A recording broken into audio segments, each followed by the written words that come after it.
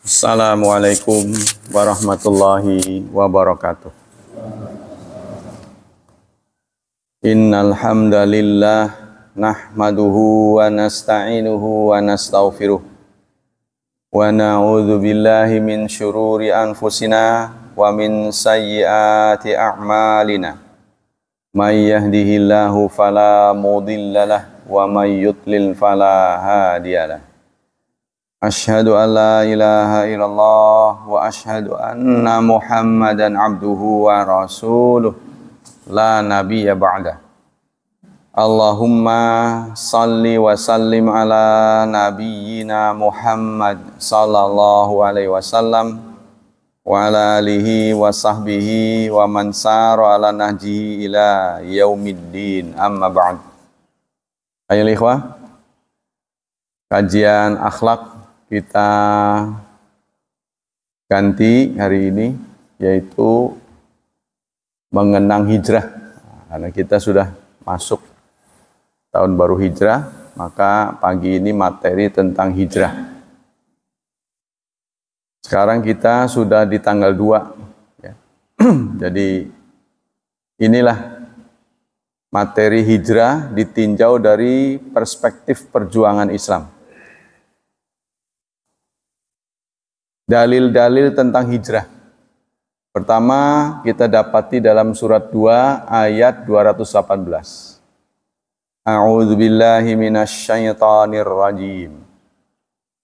Innal ladzina amanu wal ladzina hajaru wa jahadu fi sabilillahi ulaika yarjuna rahmatallah. Wallahu ghafurur rahim. Sesungguhnya orang yang beriman, orang yang berhijrah, orang yang berjihad di jalan Allah, mereka itulah orang-orang yang mengharap rahmat Allah. Dan Allah Maha Pengampun, Maha Penyayang. Nah, itu salah satunya. Kemudian dalam hadis yang dirawikan oleh muttafaqun alaih ya, dari Umar bin Khattab, katanya hadis ini hadis munfarid. Karena hadis ini selalu mentoknya di Umar bin Khattab. Hadis ini, walaupun perawinya banyak, Tirmidzi, Abu Dawud, tapi sahabatnya itu pasti Umar bin Khattab. Yang sudah sering kita dengar, sami'tu Rasulullah sallallahu alaihi wasallam qala, aku mendengar Rasulullah bersabda, innamal a'malu binniyat, sesungguhnya amal-amal itu dengan niat. Wa innama, dan sesungguhnya likulli imri'in, bagi setiap orang, manawa, apa yang dia niatkan. Ya. Inilah hadis tentang niat. Jadi kata niat ini, kata niat ya, itu kita tidak jumpai dalam Quran. Kata niat, niat harus niat begini, itu enggak ada. Kalau dalam hadis ini, satu-satunya ini, innamal a'malu binniyat, amal dengan niat. Nah, kemudian diterjemahkan dengan setiap mau mengerjakan perbuatan, kan ini ayat hadis ini kan mengatakan amal-amal dengan niat. Berarti kan semua kan? Tapi anehnya hanya dalam soal ibadah. Contohnya mau sholat, usolli bla bla bla bla. Mau wudu, nawaitu. Padahal Rasulullah mengatakannya amal-amal dengan niat. Semuanya, nggak menunjuk ke khusus ke ibadat ritual. Jadi mau nyapu harus ada niatnya. Mau masuk masjid harus ada niatnya. Kan begitu? Apa saja semestinya? Mestinya, kalau memang konsekuen harus ada niat. Tapi tidak dicontohkan oleh Rasulullah. Jadi Rasulullah hanya mengatakan sesungguhnya amal-amal dengan niat. Dan setiap orang akan dibalas sesuai dengan niatnya. Nah, setelah mengucapkan secara umum, lalu Rasulullah mengatakan secara khusus, maka barang siapa yang niatnya lurus karena Allah dan Rasul, ya, di sini sebut ilallah wa Rasul. Ilah itu pengertiannya target. Kalau dalam bahasa Nahwu itu intihaul ghoyah. Targetnya apa? Barang siapa yang hijrah, dia bergerak hijrah. Targetnya Allah dan Rasul, mencari keridhaan Allah dan Rasul, maka akan dibalas hijrahnya bernilai Allah dan Rasul. Maka barang siapa yang hijrahnya dunia, targetnya dunia, yusibuha, dia akan mendapatkannya.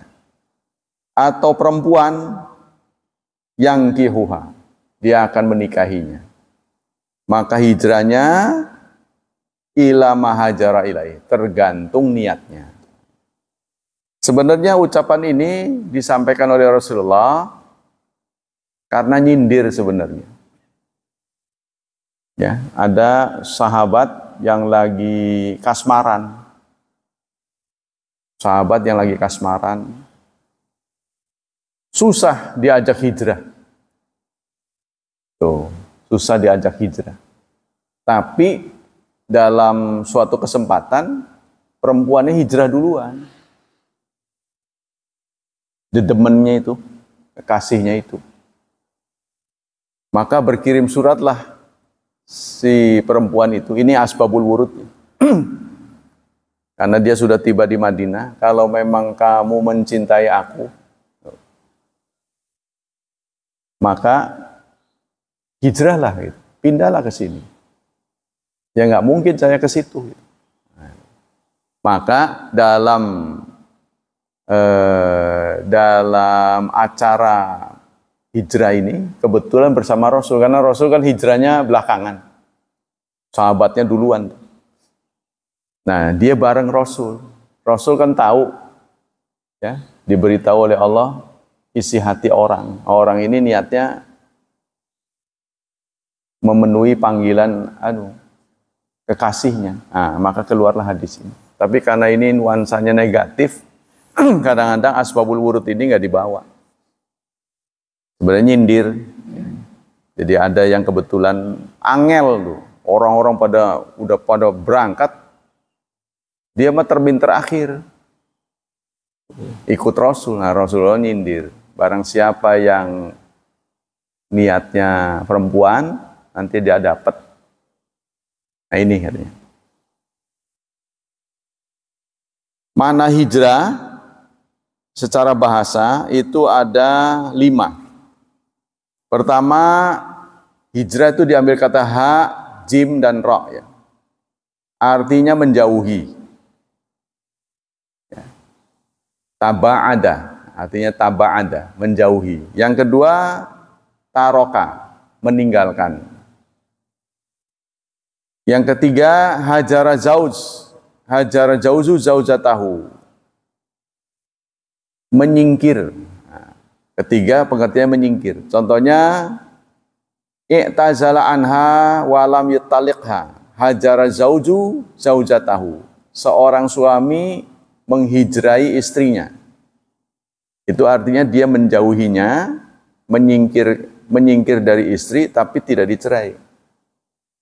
Ya, itu pengertian hijrah. Yang keempat, hajara fi naumi, ngelindur, pengertian dari hijrah itu. Contohnya dia hijrah tidurnya. Hijrah tidurnya. Artinya tadinya di situ, tahu-tahu di sana. Sambil mengigau gitu ya. Yang terakhir,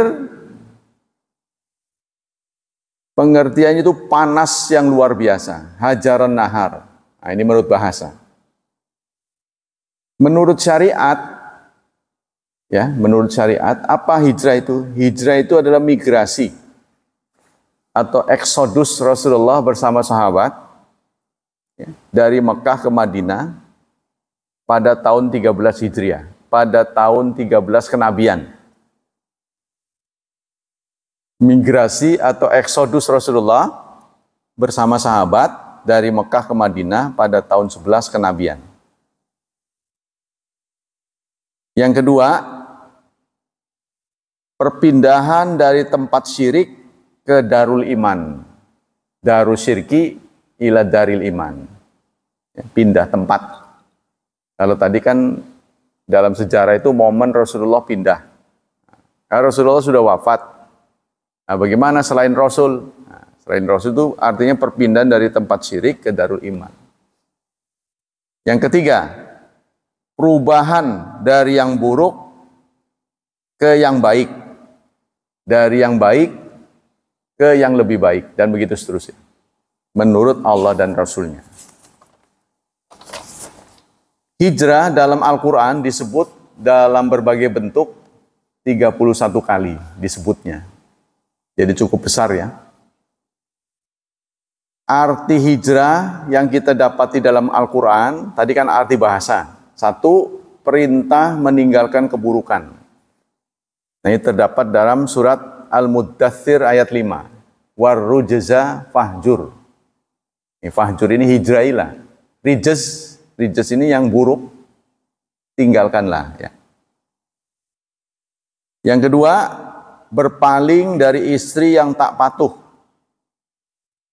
Ini surat 4 ayat 34. Allah berfirman, wallati takhafuna nusyuzahunna fa'idhuhunna wahjuruhunna fil madaji'.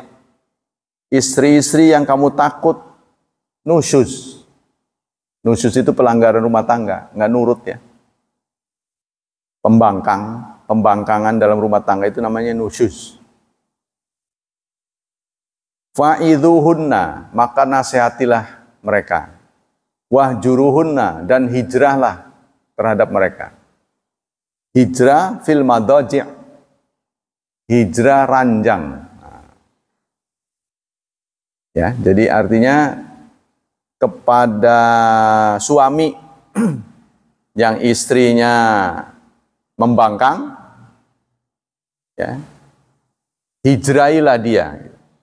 Hijrahnya bukan hijrah hijrah madaji', hijrah ranjangnya. Pisah ranjang maksudnya. Jangan ditiduri, jangan dikelonin. Nah, sekarang suasananya berbeda. Yang nuntut kelon suaminya, kalau zaman dulu kan perempuan. Ya, karena dulu kan perempuan strata mereka itu dihinakan. Di zaman Rasulullah pertama itu kondisi perempuan itu seakan-akan nomor 2 gitu. Kurang eksis gitu. Jadi di berbagai tempat-tempat itu yang ngisi laki-laki semua, yang berkuasa. Sehingga mereka kalau digituin itu sangat terpukul. Kalau sekarang mah terbalik, malah nambah-nambah. Ya alhamdulillah. Apalagi udah rumahnya sempit, ranjangnya cuma 1. Baru-baru dapat ini beli rumah kan tipe 21 mah ranjang kamarnya 1. Bagaimana mau bisa ranjang? Ya paling 1 di atas, 1 di bawah. Nah, untuk istri yang baik-baik kalau diperlakukan seperti itu dia tersinggung. Zaman dulu, jadi kalau pisah ranjang ada apa dengan saya gitu. Nah, tapi kalau zaman sekarang ya atur nuhun gitu, ya terbalik kondisinya. Kemudian yang ketiga, pengertian hijrah dalam Al-Quran, meninggalkan orang yang tak beriman dengan cara yang baik tanpa melukai hati mereka. Ini terdapat dalam surat Al-Muzammil, surat 73 ayat 10. Wasbir ala ma yaqulun. Sabarlah menghadapi omongan-omongan mereka. Wahjurhum. Dan tinggalkanlah mereka. Hajran jamila. Tapi dengan cara yang baik. Ini surat 73 ayat 10. Yang keempat, kembali kepada Allah dengan harapan mendapatkan hidayahnya. Ini terdapat dalam surat 29 ayat 26. Fa'amana lahu Lut. Maka beriman kepada Ibrahim Nabi Lut. Apa maksudnya? Nabi Lut percaya pada apa yang dikatakan oleh Ibrahim. Ya, kata ahli tafsir, Nabi dalam satu masa di zaman Nabi Ibrahim itu ada Nabi Lut. Jadi Allah mengutus rasul-rasul selain Nabi Muhammad itu sifatnya zona, ada daerahnya. Kalau Nabi kita kan internasional, global, ya. Jadi waktu beliau ada, nggak mungkin akan ada Nabi lain. Tapi di zaman Nabi Ibrahim ada Nabi Lut. Ya, menurut beberapa ahli tafsir, Nabi Lut ini katanya masih saudara sepupu dengan Nabi Ibrahim. Jadi daerahnya berbeda. Nabi Lut sebelah sana, Nabi Ibrahim sebelah sini. Nah, suatu saat Nabi Ibrahim mengalami pengalaman yang pahit karena harus diusir oleh bapaknya. Jadi bapaknya itu profesinya pematung, suka bikin patung. Dinasihati Nabi Ibrahim, mengapa kamu menciptakan sesuatu, ngajak memprovokasi orang untuk musyrik, bla bla bla. Bapaknya nggak terima. Ya pada umumnya kita juga begitu, ya. Kalau kita tidak insaf, dinasihati anak, tahu apa sih lo? Begitu, pasti begitu. Nih, udah kenyang, makan apa itu?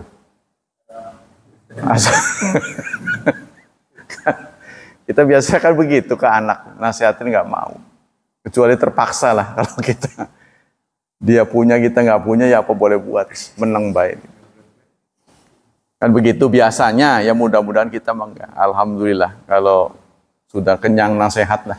Ya, siapapun yang menasihati kita harus terima kalau benar. Nah, kita kembali ke sini. Jadi Nabi Ibrahim ini diusir puncaknya itu.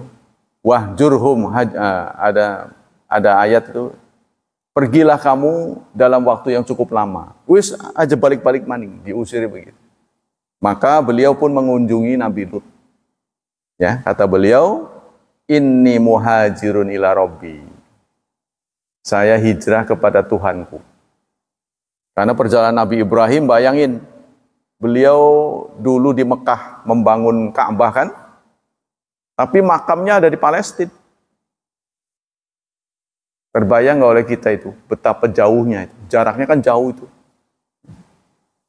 Makamnya ada di sana. Di sana itu ngumpul Nabi Ibrahim, Nabi Ismail, Nabi Ishak. Katanya satu ini, satu ruangan itu. Cuma di sebelah sana, sebelah sana, sebelah sana. Oleh Israel beberapa waktu yang lalu ditutup. Hanya khusus untuk orang Yahudi. Tapi karena mereka cerdas, ini peluang devisa. Sekarang dibuka, jadi kaum muslimin juga bisa ke situ. Tapi duitnya masuk ke Israel. Jadi kalau kita berkunjung ke Palestina, ke Makdis itu paspornya paspor Israel. Mau tidak mau, karena Palestina sudah tidak menjadi negara. Nggak sedih lah itu, ya. Padahal dulu di sanalah letak Baitul Maqdis sebagai masjid ketiga, ya, yang jika kita sholat pahalanya berlipat-lipat dengan urutan ketiga. Pertama Masjidil Haram, Masjid Nabawi, dan Masjid Palestina. Itu terdapat dalam surat 29 ayat 26. Ya. Yang kelima, arti hijrah itu adalah meninggalkan tempat, kesadaran, atau sifat karena menuntut ridha Allah. Ini terdapat dalam surat 4 ayat 89. Fala tattakhidhu minhum awliya'a hatta yuhajiru fi sabilillah. Janganlah engkau angkat mereka sebagai pemimpin-pemimpin. Ya, saya meneliti, kesimpulan saya adalah kalau ada kata wali bentuk jamannya aulia, itu nuansanya politik. Jadi maksudnya kekuasaan. Janganlah kamu mengangkat mereka sebagai penguasa, karena turunan dari kata wali dan aulia ini adalah wilayah. Penguasa wilayah maksudnya. Jadi janganlah kamu mengangkat mereka sebagai penguasa wilayah, pemimpin maksudnya. Hatta yuhajiru, sehingga dia hijrah seperti kamu. Ya, ini ayat ini menginspirasi kita jangan mengangkat pemimpin politik terhadap orang yang tidak satu visi dan misi dengan kita. Nanti yang susah kamu sendiri. Awalnya mah iya, nanti lama-lama dibelokin. Karena namanya manusia tidak sepi dari niat, tidak sepi dari kepentingan. Selanjutnya, Allah menggandeng hijrah, kata hijrah dengan jihad. Ya. Tadi itu dalam surat 2:218, innalladzina amanu walladzina hajaru wajahadu. Hal ini menunjukkan bahwa tercapai tidaknya tujuan hijrah adalah sangat bergantung pada sejauh mana dan sebesar apa semangat jihad yang diberikan ketika berhijrah. Jadi seberapa energi yang ada, semangat hijrah ini ada. Kita mau berhasil sejauh mana sebanding dengan tenaga energi yang dilepaskan. Ya, sama dengan ini kan hukum orang sebut dengan hukum Archimedes. Padahal hukum Allah kan. Jadi kalau ada air 1 gelas penuh, kita masukin batu. Maka air yang muncrat keluar luber itu adalah sama beratnya dengan batu yang dimasukin. Ini hukum Allah pada batu ya, pada air dan batu. Jadi artinya seberapa peluang untuk menang ya, maka sangat bergantung sebanding dengan energi hijrah. Energi yang ditumpahkan. Ini ada gelas penuh air, kita masukin batu. Batunya 1 on, maka yang keluar ini kalau ditimbang 1 on. Nah itu jadi seberapa semangat hijrah kita. Kita sebenarnya secara tidak sadar sudah hijrah. Dari kampung halaman kita ke sini. Hijrah sebenarnya, tapi pengertiannya bahasa. Kalau kita niatnya karena Allah, ada juga yang begitu sih. Ada juga yang melihat tempat lain lebih bagus sebenarnya. Tapi dia nggak mau. Dia nggak mau pindah karena melihat suasana keberagamaan di Pangurawi ini sudah tertata dengan baik. Untuk menemukan masjid seperti ini, nggak setiap tempat ada. Ya, apalagi seperti saya ngomong apa aja, saudara boleh jadi tersinggung, ada gitu kan. Kan tempat lain mah pilih-pilih. Dipilih, jangan sampai tersinggung. Jadi ada kepentingan. Wah, wajah-wajahnya nih ngelihat orang yang kira-kira kalau disampaikan seneng gitu loh. Ya. Yang jika disampaikan dia nggak sakit gitu kan, pilih-pilih. Seorang dai kan nggak bisa begitu. Kalau dari sananya merah ya merah, hitam ya hitam. Walaupun dia sendiri kadang-kadang sakit karena pernyataan dari kebenaran itu. Sama-sama kita harus hadapi. Kita amalkan. Sehingga dengan demikian hijrah membutuhkan jihad dan niat yang benar karena Allah. Hijrah yang benar adalah yang didasarkan atas niat yang benar karena Allah, seperti ditegaskan oleh hadis riwayat muttafaqun alaih tadi dari Umar bin Khattab yang sudah disampaikan tadi. Nah, sekarang sejarah hijrah. Kita memasuki tahun baru Hijriah 1445. Ya, pada kemarin awal Muharram kemarin ya, karena ijtima terjadi pada tanggal 18 jam 1.33, jadi tidak ada khilafiyah. Penanggalan tanggal 1 Muharram pasti kemarin. Maka awal Muharram adalah tanggal 19 bulan 7 ya, tahun 45 insya Allah. Menurut seorang astronom dalam kitab Tarikh Nurul Yaqin, Mahmud Basya Al-Falaki, Rasulullah tiba di Kuba pada Rabiul Awal, bertepatan dengan 20 September 622. Ini menimbulkan tanya begini, momen apa yang dijadikan patokan tanggal 1 bulan 1 tahun 1. untuk memulai kalender Hijriah ini dimulai tanggal 1-nya kapan dihitungnya gitu loh. Kenapa tahun kita sekarang ini 1445 bukan tahun 1445 plus 13? Kan kita tahu wahyu turun itu kan tambah 13 kan? Rasulullah mendakwahkan Islam ini mulai dapat Iqra itu kan, mendapat suratul Alaq, surat 96 itu. Itu kan 13 tahun sebelum Hijriah. Karena beliau kan di Mekah itu 13 tahun. Kenapa tahunnya kok dikurangi 13? Maksudnya tidak dijadikan patokan dari awal beliau menerima Iqra. Kenapa gitu? Dan peristiwa apa yang dijadikan patokan tanggal 1, bulan 1, tahun 1. Nah, menurut ahli falak, beliau sampai di Kuba, ya, itu pada 2 Rabiul Awal. Jadi dari 1 Muharram sampai ke 2 Rabiul Awal, itu 61 hari. Karena kita tahu sebelum Rabiul Awal itu kan Muharram, Safar. Ya. Bulan Arab itu kan selalu 29, 30, 29, 30. Berarti 2 bulan pertama 29 dan 30. Ya, itu 59. Tambah 2 Rabiul Awal. Berarti 61. Pertanyaannya adalah, kalau 1 Muharram tahun 1 itu diawali dari langkah Rasulullah berhijrah, apakah betul perjalanan beliau keluar dari rumah sampai ke Kuba itu menelan waktu 61 hari? Nah, ternyata tidak. Tidak selama itu. Itu kan berarti 2 bulan kan? Jadi apa ya?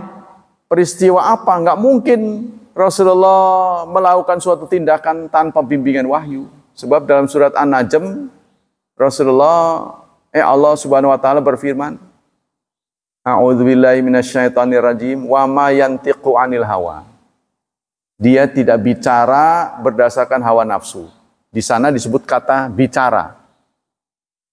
Tapi apakah hanya bicara yang keluar dari Rasulullah yang disebut wahyu? Ternyata tidak. Ya, buktinya itu adalah seperti yang kemarin saya sampaikan. Suatu saat Rasulullah memimpin sholat berjemaah. Waktu itu masjidnya belum berkeramik seperti sekarang, masih batu-batu.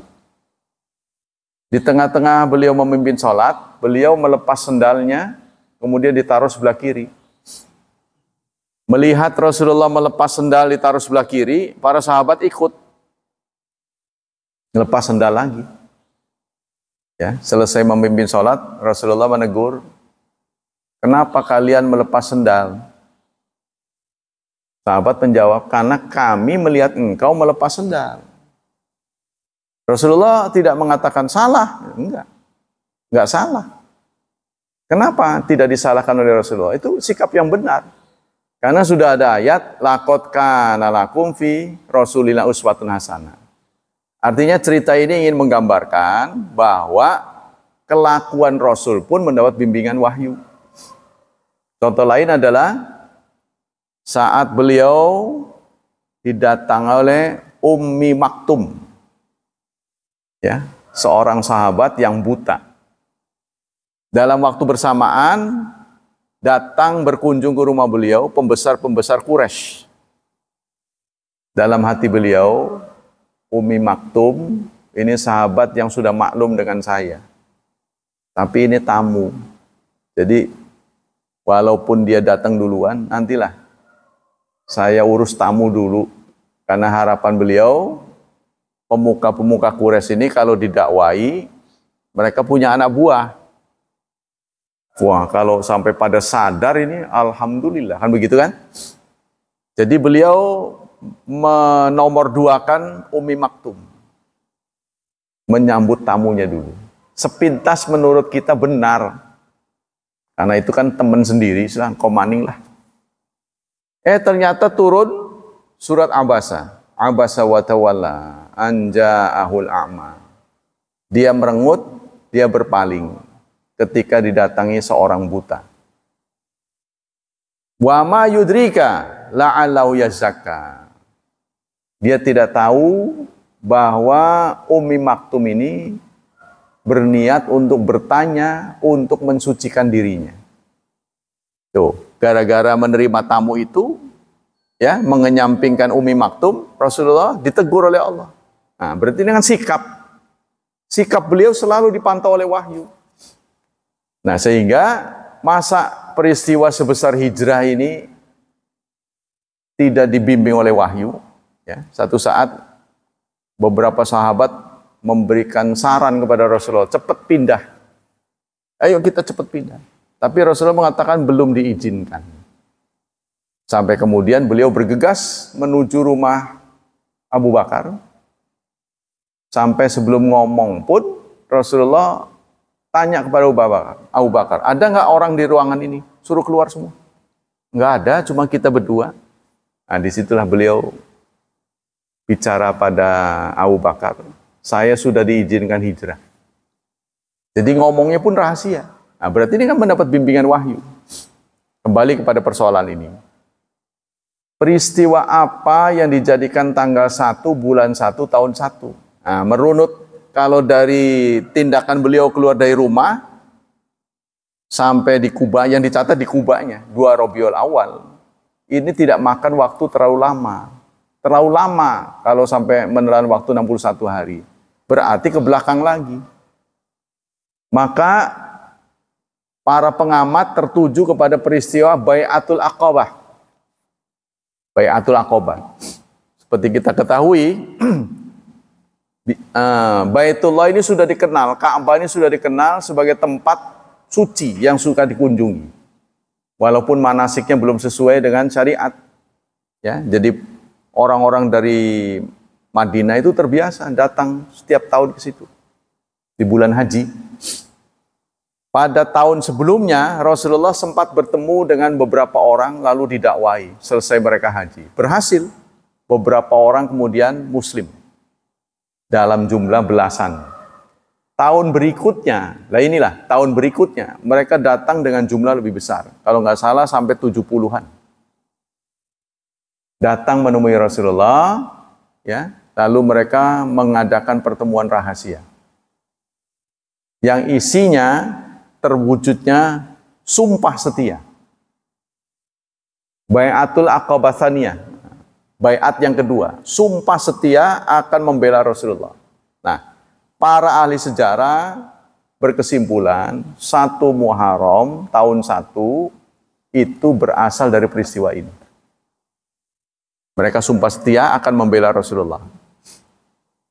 Sehingga berbeda dengan hijrah-hijrah sebelumnya, contohnya saat beliau hijrah ke Habasyah, memang sahabat-sahabatnya mendapat perlindungan, ya, dari Raja Habasyah kan, tapi tidak maksimal karena yang muslim cuma sedikit di sana. Kan pernah itu dipimpin oleh Ja'far, ya. Kemudian beliau hijrah lagi ke Taif bersama beberapa sahabat.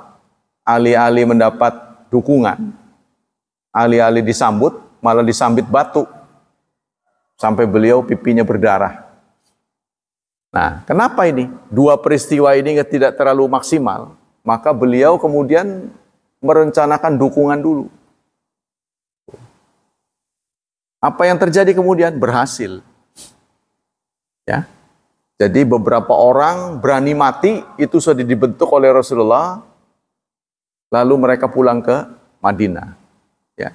Sampai di Madinah mereka berdakwah. Jadi sebelum Rasulullah hijrah, sudah banyak yang muslim di Madinah itu. Begitu Rasulullah pindah ke sana, nggak disambit batu lagi, tapi disambut dengan meriah, dengan nyanyian itu. Tala'al badru alaina min thaniyatil wada. Ya, dan seterusnya. Mereka bahkan menyambut Rasulullah itu berhari-hari. Jadi mereka piket, ya, berada di tempat tinggi, memantau ada Rasulullah udah datang belum. Gantian itu, 24 jam.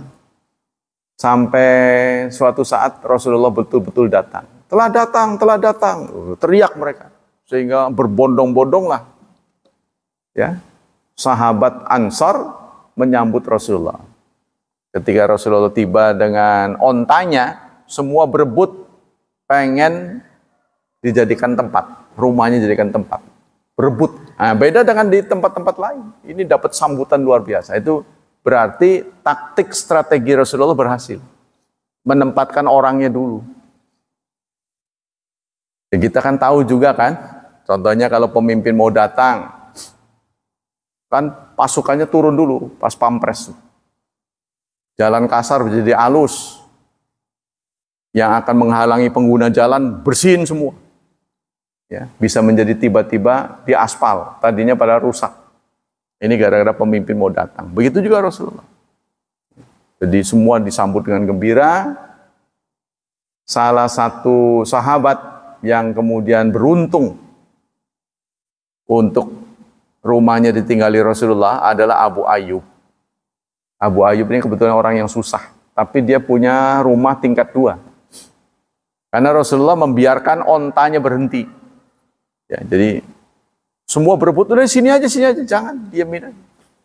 Jangan dipengaruhi sampai dia ontanya berhenti di rumah Abu Ayyub. Di sanalah Rasulullah mendapat tempat tinggal pertama kali.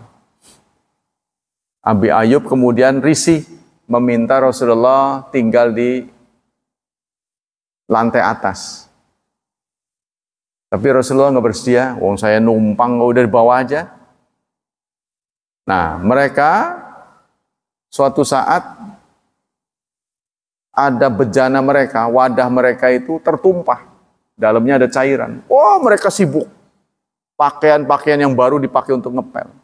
Karena apa? Mereka khawatir tetesan dari cairan itu akan sampai ke muka Rasulullah nanti terbangun. Maka mereka minta kesediaannya, Rasulullah, udah engkau aja yang di atas lah. Disebutkan alasan-alasannya. Kami tidak mau mengganggu tidurmu. Baru Rasulullah mau. Tuh, itulah Abu Ayyub Al-Ansari. Kita kembali ke sini. Jadi ternyata tanggal 1 Muharram tahun 1 itu momen baiat. Nah, itu yang diabadikan menjadi tanggal 1 bulan 1 tahun 1. Hijrah ditinjau dari perspektif hikmah-hikmahnya. Hikmah hijrah, pertama, hijrah adalah prasyarat untuk mendapatkan rahmat dan ampunan Allah secara sempurna. Ya. Hikmah hijrah. Innalladzina amanu wa hajaru wa jahadu fi sabilillah ulaika yarjuna rahmatallah. Barang siapa yang ingin mendapat rahmat Allah, maka dia harus beriman, berhijrah dan berjihad. Jadi setelah dia percaya terhadap masa depan, lalu dia bergerak, hijrah itu bergerak, move on ya. Jangan setelah percaya diam aja, dia sudah punya planning, maka dia harus ada usaha untuk mencapai planning itu. Kemudian yang ketiga berjihad, usahanya harus optimal. Jangan tanggung-tanggung, kalau sudah diyakini bahwa itu benar, harus disukseskan. Itulah yang kelak akan mendapat rahmat. Maksudnya sukses ya. Yang kedua, hijrah dari kekufuran itu akan mendapat balasan. Solusi, ya, berbagai solusi, multi solusi. Allah menyatakan ini dalam surat 4 ayat 100. Wa may yuhajir fi sabilillahi yajid fil ardi muragaman katsira. Barang siapa yang berhijrah di jalan Allah, maka dia akan menemukan di bumi ya multi solusi. Muragam. Ya, muragaman katsira. Muragam ini ditafsirkan oleh beberapa ahli tafsir ada way out, jalan keluar yang banyak. Jadi kalau kita bersedia pindah, seperti kadang-kadang itu orang ngelamar menjadi pegawai negeri ya, itu dalam butir-butir yang disepakati, dia tanda tangan itu butir-butir. Saya bersedia ditempatkan dimanapun di pelosok negeri Indonesia. Walaupun nanti pelaksanaannya pasti, protes. Ya, kalau ditaruh di ujung Papua sana, wakelamu ke, mallnya jauh, mau ngambil uang susah, ATM-nya nggak banyak. Gimana mau ngambil uang? Nah, susah kan? Nah, walaupun sudah ditransfer sekalipun, ya itu masih menjadi virtual. Yang ketiga, berhijrah karena Allah akan mendapat rezeki dunia dan akhirat. Allah berfirman dalam surat 22 ayat 58, "Walladzina hajaru fi sabilillah, tsumma qutilu aw matu la yarzuqannahullah rizqan hasana." Orang yang berhijrah jalan Allah, kemudian mereka terbunuh atau mati, sungguh Allah akan memberi rizki kepada mereka dengan rizki yang baik. Buktinya kita, gara-gara pindah dari kampung halaman, rumah punya, istri punya, mobil punya, ya. Jadi masalah perubahan ekonomi, miskin ya, yang kaya menjadi miskin ternyata bukan dialami kita saja. Maka saya percaya Allah menyatakan in takunu ta'lamun fa innahum ya'lamuna kama ta'lamun wa tarjuna minallahi ma la yarjun. Kalau kamu gagal, kalau kamu sakit, mereka juga sama mengalami kesakitan, mengalami kegagalan. Tapi kamu ada nilai tambah, tarjun. Kamu punya harapan. Kita punya dua negeri. Kalau dunia nggak sempat berhasil, mudah-mudahan akhirat jangan gagal, tinggal satu. Ini menggagal dunia akhirat lah, ya. Udah melarat, nggak sholat, nggak ngaji, waduh, sepeteng lah. Ale pisan. Nah itu kan, jadi udah ditakdirkan susah, ya. Kemudian orangnya tidak baik, akhiratnya tidak peduli, penampakannya tidak bagus pula. Ini kan double-double. Jangan sampai terjadi. Kalau kita di dunia tidak maksimal, paling tidak di akhirat. Nah inilah ya, kita sebenarnya setiap pagi ini mendapat ghanimah sebenarnya. Mendapat ghanimah. Hanya dengan nongkrong-nongkrong di masjid, duduk manis, mau tidur, mau ngejengking, los. Pokoknya nanti begitu. Sudah waktunya tambah 12 menit kita sholat 2 rakaat ya, walaupun di tengah-tengah batal tinggal sebentar ke toilet. Yang penting jangan pulang ke rumah. Udah dapat nilai umrah.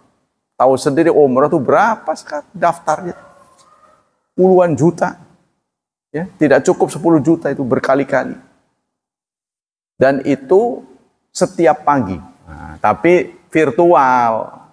Nilainya virtual. Tidak bisa diuangkan nanti di akhirat. Ya kan sama dengan Anda dapat transfer, apa bisa dipakai? Nggak bisa. Nah, setelah itu diambil dulu dari ya, dari ATM baru bisa bernilai. Virtual nanti di sana. Kemarin Ar-Razi, tafsir yang kita sama pakai, dia mengatakan salah satu hukuman Allah kepada seseorang adalah tidak bisa menikmati ketaatan. Contohnya yang pahalanya besar biasa kita ikuti, tidak bisa lagi kita ikuti karena kesibukan. Kesibukan yang mengganggu kita tidak bisa mendapat nilai itu. Itu salah satu sanksi dari Allah. Tidak perlu dibuat sakit, tidak perlu. Artinya kita tidak mengalami kenyamanan lagi dalam beribadah. Kayaknya malas benar. Itu salah satu sanksi. Ya, tapi yang bisa mendobrak pagar, ya, salah satunya orang yang saya kagumi Pak Habibie. Saat beliau datang ke Cilegon, udah disambut gembira. Nah, di sana itu citranya Chandra Asri itu menyiapkan sepeda kan. Chandra Asri di dalamnya kan jauh tuh. Ya, jadi di dalam itu sediain sepeda untuk ngontrol-ngontrol gitu. Supervisor. Dia ambil sama beliau langsung dia naik. Waduh, pas pampres sibuk. Nggak ngomong lagi. Siapa yang dia temui? Sembarang pegawai. Gimana? Gajimu berapa? Langsung begitu. Itu nggak bisa basa-basi. Tepat waktu nggak? Bagaimana kamu sering dimarahin nggak? Bahagia nggak di sini? Ini yang membuat, wah pemimpin itu jadi anu. Wah jangan sampai salah ngomong. Itu kan akan menurunkan citra perusahaan nantinya. Nah itulah Pak Habibie. Sampai bukan itu saja yang saya kagumi, beliau bisa mendobrak pagar itu. mendobrak apa namanya, regulasi. Ya. Suatu saat sudah berangkat, diiringi oleh pas pampres, balik lagi dia ke rumah. Ngapain dia balik ke rumah? Hanya untuk meminum air yang disediakan oleh istrinya. Kata pas pampres, kalau cuma buat minum gitu kan di istana banyak. Tinggal nyuruh aja mau berapa gelas. Tapi beliau menghargai usaha dari istrinya. Makanya istrinya terharu dengan beliau itu. Apet terus. Di titik terakhir yang kalah istrinya. Ya, qadarullah ditarik dulu. Padahal yang sakit hati Pak Habibie. Kan beliau tuh berjuang untuk Indonesia. Kalau duit yang dia cari, waduh udah gak ada. Setiap pesawat yang turun berdasarkan teori dia, itu dapat $1. Masuk ke rekening dia. Jadi kalau untuk duit, makanya tidak pernah terdeteksi dia korupsi. Jangankan korupsi, gajinya nggak dipakai.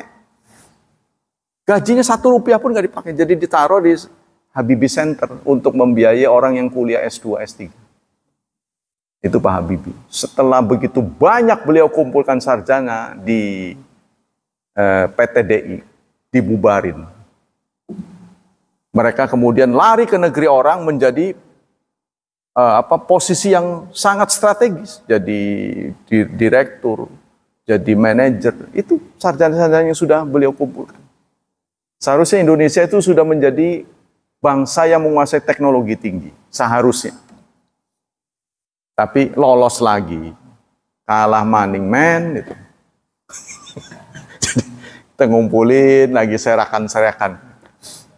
Ya, kita nggak boleh putus asa ya. Nah inilah momen hijrah, saudara. Nah, karena sudah dekat waktu, apa saja yang kita lakukan menyambut Muharram? Ada 6 hal. Pertama, memperbanyak amal salih. Dan berusaha lebih kuat dalam ketaatan menyambut bulan Muharram ini. Yang kedua, rajin. Semangatnya tinggi ya. Semangatnya tinggi. Mubadara ilaiha. Jadi jangan malas. Taat sih taat, tapi kelamar-kelemar, jangan. Yang ketiga, kita menggunakan kesempatan. Karena di bulan Muharram ini banyak kesempatan, jangan dipakai untuk hal-hal yang tidak punya nilai. Ya. Yang keempat, ayatruka zulma. Meninggalkan sikap zalim. Apakah selain Muharram boleh zalim, Pak? Ya, dosanya nggak sebesar Muharram. Karena Muharram ini Ashhurul Hurum. Semuanya serba ditingkatkan. Kalau kita melakukan ketaatan, nilainya tinggi. Kalau melakukan kejahatan, nilainya tinggi juga. Jangan sampai tekor. Melakukan kebaikan lebih banyak kejahatan. Nah, ya nantinya jadi minus. Nah, itulah kurang lebih ya. Kemudian memperbanyak sedekah. Yang kelima. Yang keenam, memperbanyak puasa. Nah, menyangkut Asyura, ya, menyangkut apa istilahnya, hari Asyura. Ada 3 cara. Ini menurut Ibnul Qayyim Jauziyah dalam Zadul Ma'ad. Dalam menyambut Asyura, puasa Asyura ada 3 cara. Asyura ini akan jatuh pada hari Kamis ya. Kita kan tanggal 1-nya hari Rabu. Jumat berarti. Ya. Kan Rabu ke Rabu 8. Ini jatuhnya tanggal 1 ini kemarin. Rabu ke Rabu 8. Asyura itu kan 10. Kamis, Jumat. Nah, cara memuasai Asyura ada 3 cara menurut Zadul Ma'ad. Cara pertama, puasa 3 hari. Sehari sebelumnya, Asyuranya, dan sehari sesudahnya. Jadi 3 hari. Sehari sebelumnya, hari H, sesudahnya. Kok kenapa begitu? Karena Asyura ini sudah dipuasai oleh orang Yahudi.